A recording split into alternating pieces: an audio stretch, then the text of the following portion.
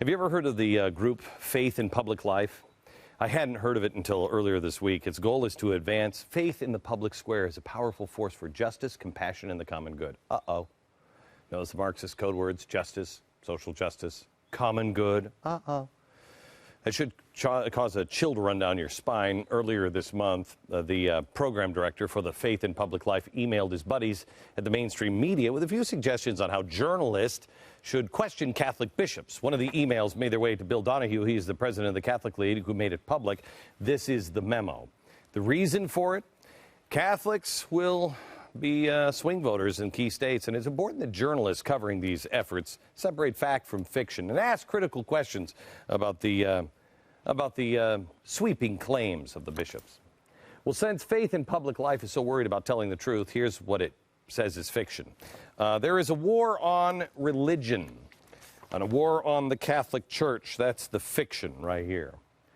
It says several bishops have used inflammatory, irresponsible rhetoric to hurt the process through a complex policy issues with fundamental attack on the Catholic Church. Okay, I see. Stopping the Catholic Church from practicing tenets of their religion through a presidential mandate is really working through complex policy issues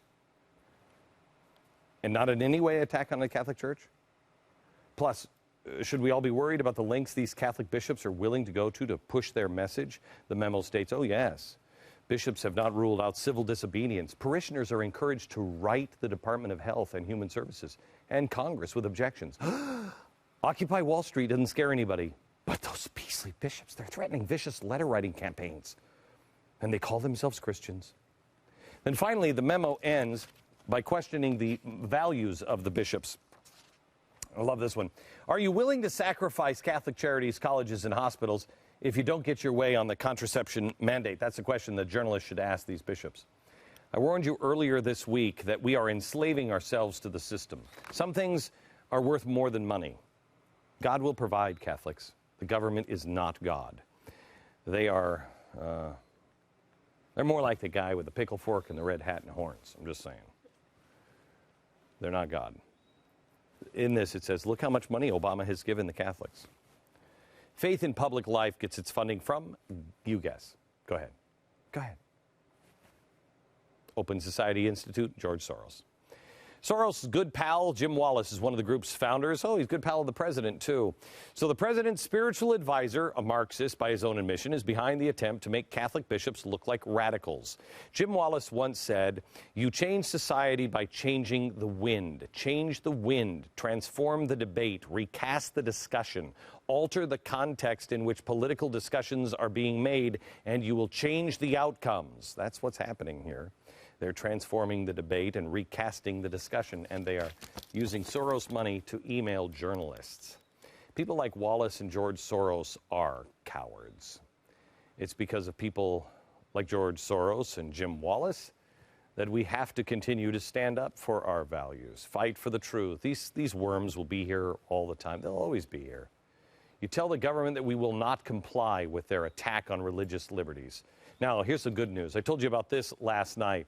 That's exactly what the Catholic bishops of the U.S. are doing, but they need your help. Starting today through the 4th of July, they are calling on the nation to observe a fortnight of freedom. That means 2 weeks of freedom, focused on prayer, education, and public action. These next 2 weeks are designed to encourage Catholics to exercise their religious freedom. There's an emphasis on a daily reflection. Each day, a specific topic has been taken from the Vatican's Declaration on Religious Liberty for Catholics to examine. You don't have to be Catholic to do this. You can do this in your own faith. Prayer. There's special masses planned to mark the opening and closing of the 2 weeks. Education. Learn about legislation and lawsuits that will compromise the values of Catholics across the country. For more how you can get involved with Fortnight for Freedom, go to glennbeck.com now and share this information with your family, with your friends, with your church. I don't care if you're Catholic. I'm going to leave you with a verse from what's the prayer of protection of religion. It's posted on the Conference of Bishops website. I'll leave you with this. Take it. Put it up here.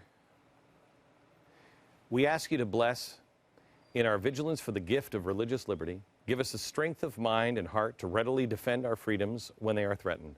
Give us the courage in making our voices heard on behalf of the rights of your church and the freedom of conscience of all people of faith.